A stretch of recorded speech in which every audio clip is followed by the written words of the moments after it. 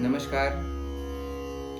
जैसा कि आप सभी देख रहे होंगे, पहला जो वीडियो है सा का रियाज, तो उसके बाद द सेकेंड स्टेप इज खरज का रियाज एंड द मोस्ट इम्पॉर्टेंट रियाज अगेन। बहुत स्टूडेंट्स ने बहुत म्यूजिक लर्नर्स ने मुझसे कहा भी कि सर प्लीज खरज रियाज पे एक वीडियो बनाया जाए। तो खरज रियाज यानी मंद्र सप्तक के स्वरों का रियाज, जो मध्य सप्तक का सा है उसके जो नीचे का जो स्वर है उसका रियाज। ये केवल एक जनरल प्रैक्टिस नहीं है। खरज रियाज ऐसा रियाज है, ऐसी साधना है जो चाहे आप क्लासिकल, सेमी क्लासिकल, लाइट कुछ भी गाएं, उसके लिए जो आवाज में एक क्वालिटी चाहिए, गुणवत्ता चाहिए, धैर्य चाहिए, आत्मविश्वास चाहिए, पिच एक्यूरेसी चाहिए, ये सब फायदे हैं खरज रियाज के। तो वो सारे फायदे खरज रियाज से ही आते हैं। मैंने कुछ पॉइंट्स नोट करके रखा हुआ है क्योंकि एक बार में सारे पॉइंट्स को बोलना मुश्किल है। तो आवाज में गंभीरता, फॉर अ डीप रेजोनेटिक वॉइस के लिए आपको खरज का रियाज बहुत जरूरी है, नहीं तो आपकी आवाज बहुत गंभीर नहीं बन सकती है। आप देखे होंगे कि बहुत अच्छे अच्छे गाने वाले होते हैं बट उनकी आवाज में एक गंभीरता की कमी होती है। अगर वो खरज रियाज करें, खरज साधना करें, तो उनकी आवाज में एक गंभीरता आएगा, एक आवाज गहरी होगी। स्वरों की शुद्धता, आवाज में स्थिरता, सांस पर नियंत्रण खरज साधना से। मंद्र सप्तक, चूंकि मंद्र सप्तक का जो रियाज है उसी को खरज साधना कहते हैं, तो जाहिर सी बात है कि जो खरज साधना करेगा उसका जो स्वर है मंद्र सप्तक का, नीचे का जो स्वर है वो अच्छा होगा, रेंज भी अच्छा होता है। जब स्वर अच्छा होगा तो रेंज भी अच्छा होगा। वॉइस की जो क्वालिटी है, जैसा मैंने बताया, वो भी इनहैंस होता है। क्वालिटी, वॉइस क्वालिटी इनहैंस होता है खरज रियाज से। आवाज में फ्लेक्सिबिलिटी भी आती है, लचीलापन, आवाज टूटती कम है, वॉइस के ऊपर कंट्रोल होता है। जब कोई राग आप गाएंगे तो उस राग में एक गंभीरता और वो राग प्रभावशाली बनेगा खरज रियाज से, क्योंकि आलाप में जो गमक का प्रयोग करते हैं, मीड़ का प्रयोग करते हैं, तानों का प्रयोग करते हैं, बहलावा का प्रयोग करते हैं, डिफरेंट चीजों का प्रयोग करते हैं, तो वो प्रभावशाली बनेगा, इफेक्टिव बनेगा। तो खरज साधना के बहुत फायदे हैं। आवाज में जो एक कंपन होता है उसकी गुणवत्ता, उसमें सुधार होता है, गुणवत्ता में सुधार होता है, वो बैलेंस्ड होता है। आप अपनी आवाज को अपने हिसाब से घटा बढ़ा सकते हैं खरज साधना के माध्यम से। एक बहुत बड़ा माध्यम है खरज साधना। और अगर बात किया जाए गले के रियाज के साथ साथ स्पिरिचुअली भी आप इसमें आगे बढ़ते हैं। मानसिक एकाग्रता, कंसंट्रेशन बढ़ता है खरज रियाज से। खरज रियाज से बहुत पेशेंस भी डेवलप होता है। तो ये आत्मविश्वास भी बहुत बढ़ता है। और हर जॉनर के गानों को गाने के लिए खरज रियाज बहुत जरूरी है, क्योंकि हर गाने में सुर है, हर गाने में भाव है, हर गानों में एलिमेंट्स हैं।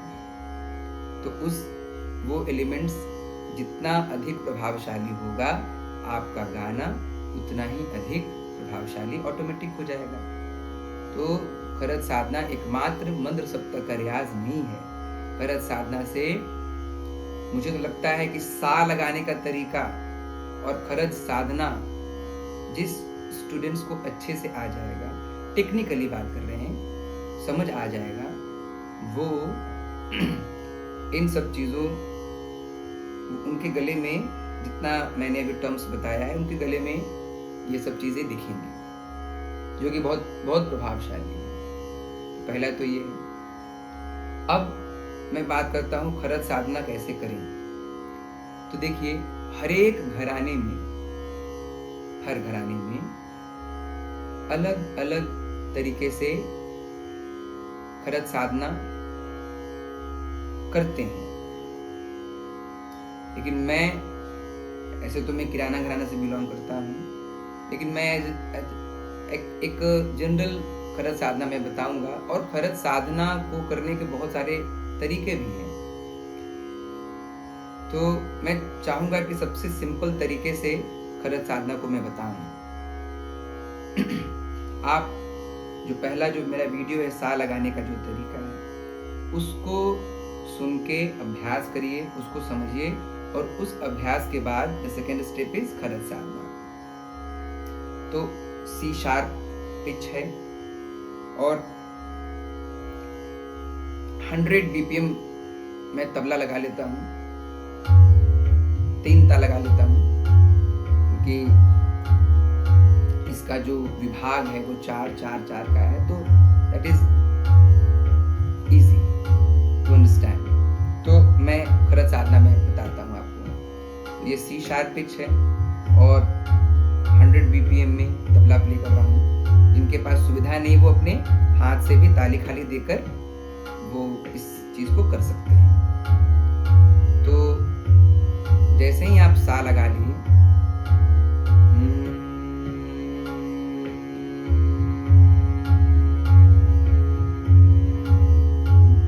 अब आप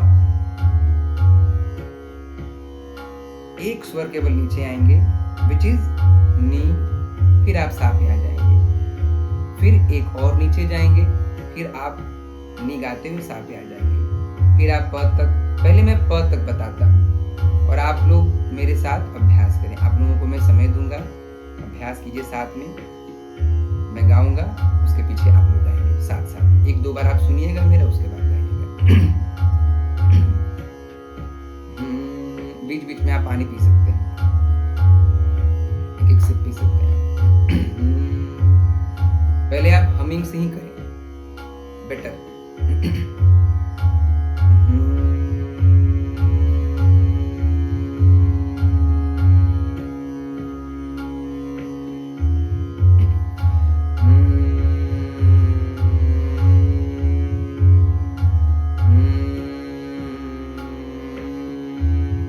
ये सा नी सा, स्वर भी गाइए, सा नी सा, कम से कम ये 5 बार गाइए।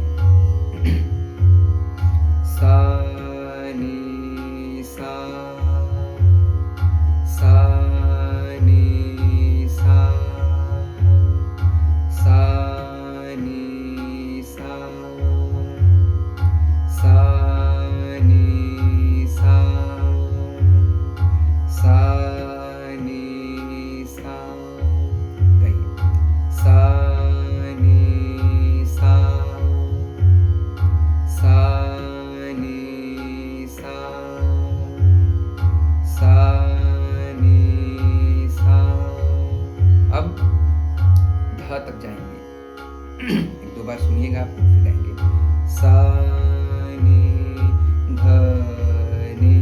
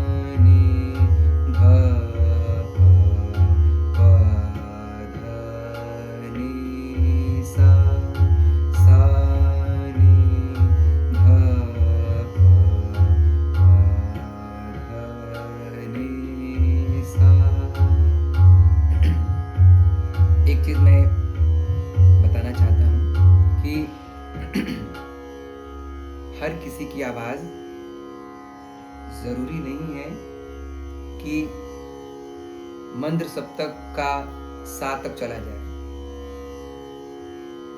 किसी की आवाज बिल्कुल भी मंद्र सप्तक में नहीं जाती है। मैंने खुद देखा है कईयों की जो आवाज है वो सा नी, इसके बाद नीचे आवाज ही नहीं जाती है।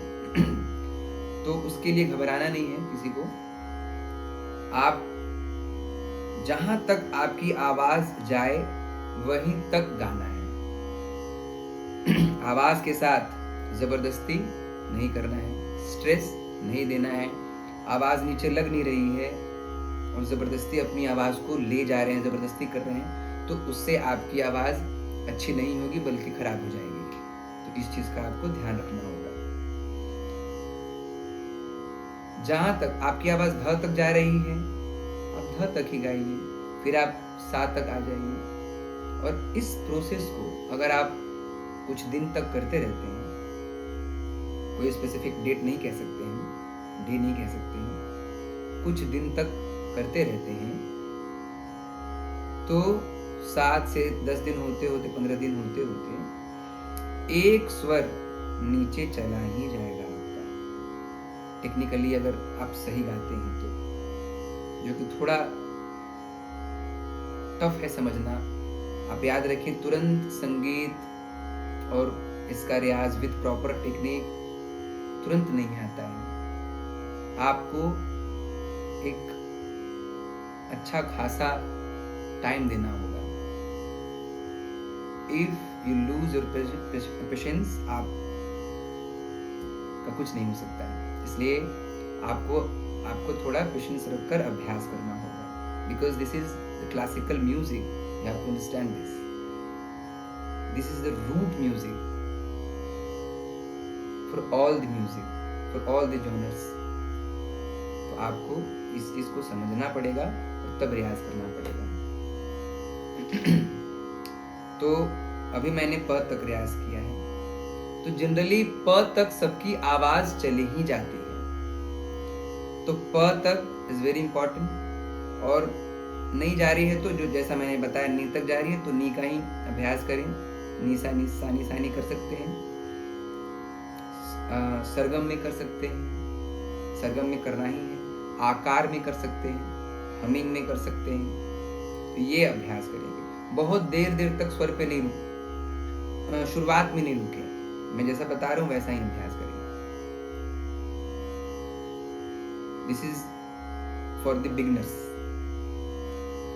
तो नहीं तो आवाज फिर आपको अगर सा का अगर आप सपोर्ट नहीं लेंगे तो जरूरी नहीं है कि नी ध प आपका एक्यूरेट ही लगे।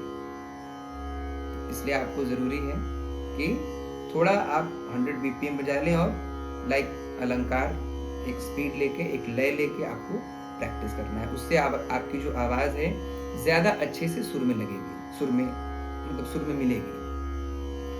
तो प तक मैंने अभी सरगम में रियाज किया, अब इसको आकार में करता हूँ। ध्यान देंगे तो मैं सरगम भी गा लूंगा और आकार भी गाऊंगा और आप भी पीछे पीछे गाएंगे ताकि थोड़ा ज्यादा समझ में आए। 100 BPM। सरगम सा नी सा, फिर से सा नी सा, आकार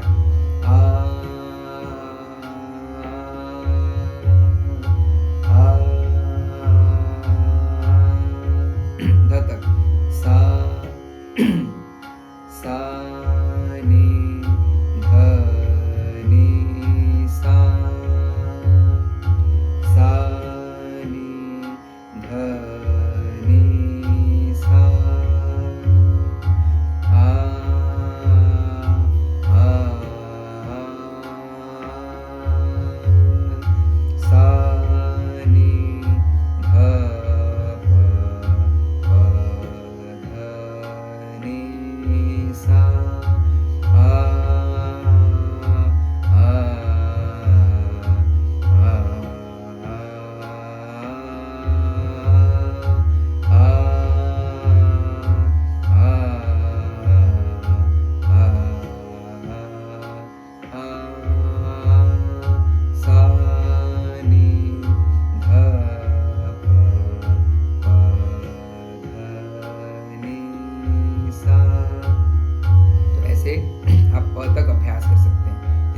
हमिंग के रूप में भी कर सकते हैं।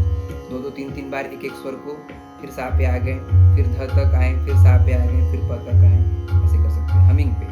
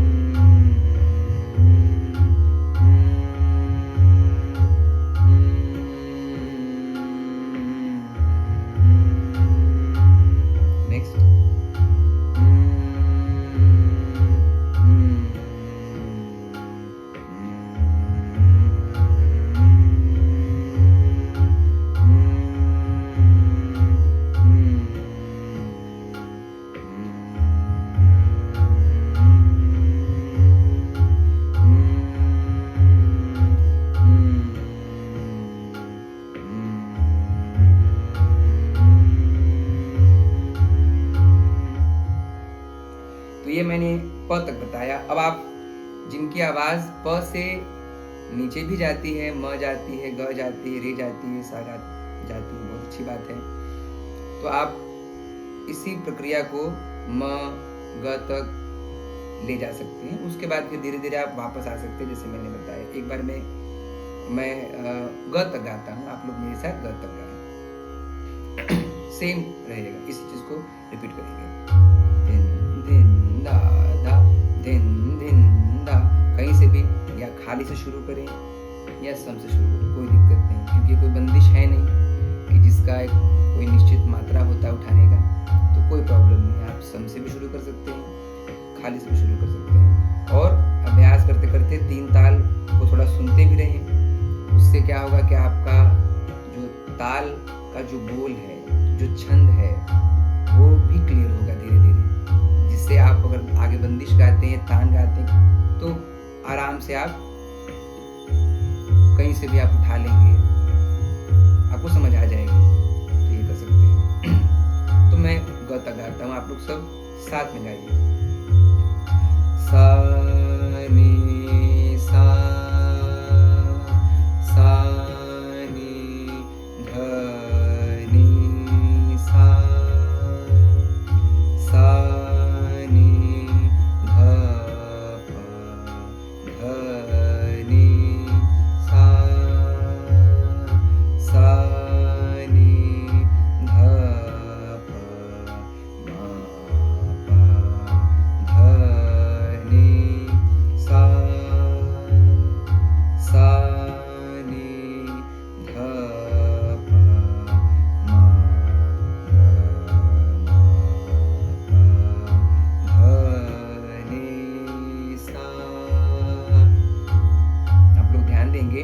आवाज के साथ जबरदस्ती नहीं करना है।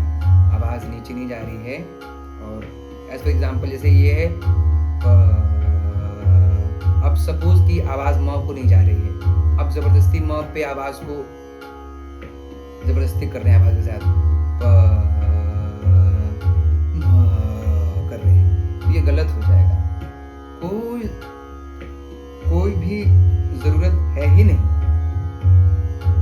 स्वर नीचे जा रहा है, या मतलब स्वर अगर नीचे नहीं जा रहा है तो उसको जबरदस्ती लगा के नहीं, कोई जबरदस्ती। आवाज खुद ब खुद जानी चाहिए।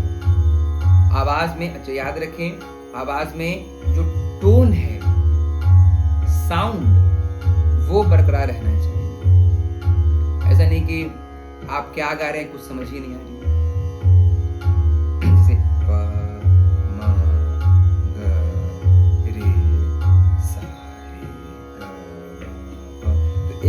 टोन है, अब ऐसा नहीं कि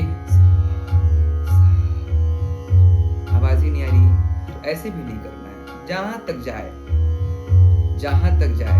याद रखिए, आवाज जितनी आपकी नेचुरल होगी, नेचुरल सुनाई देगी, और वो खरज रियाज से जो आवाज के जो नेचुरलिटी है वो भी बरकरार रहती है।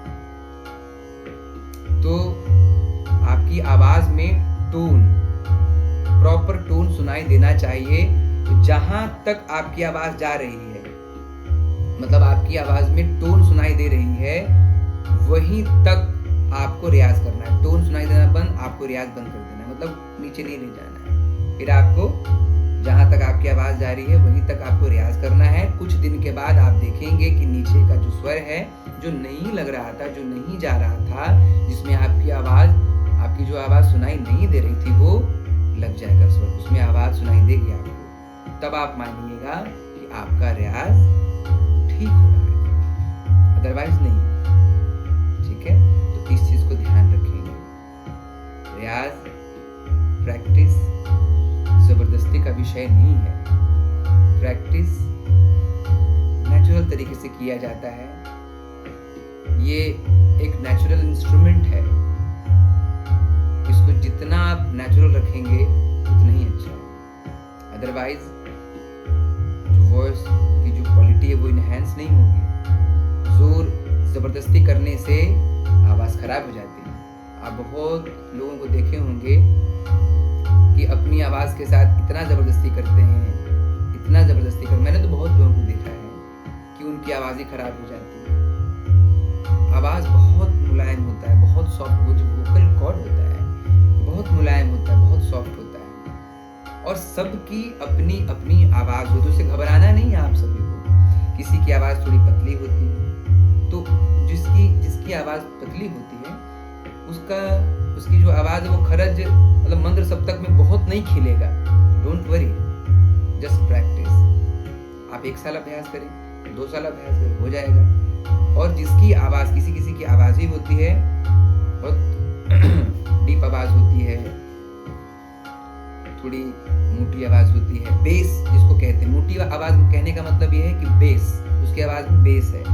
तो आप देखेंगे उनकी आवाज में ऑलरेडी मंद्र सप्तक का जो स्वर है, नीचे का स्वर बहुत अच्छा लगता है। तो ठीक है, वो कम अभ्यास करे मंद्र सप्तक, लेकिन अभ्यास करना है सबको। ऐसा नहीं कि मंद्र सप्तक का जो स्वर लग रहा है तो आप अभ्यास नहीं कर रहे, ऐसा नहीं है। फिर आप वो धीरे धीरे कम हो जाएगा।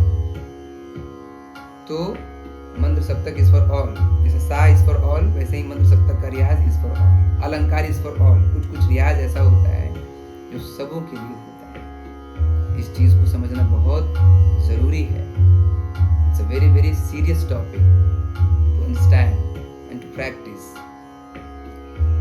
तो खरज साधना, मैं उम्मीद करता हूँ कि आप सभी को खरज साधना पसंद आया होगा। और अगर कुछ प्रॉब्लम हो तो आप मुझे कमेंट करके पूछ सकते हैं।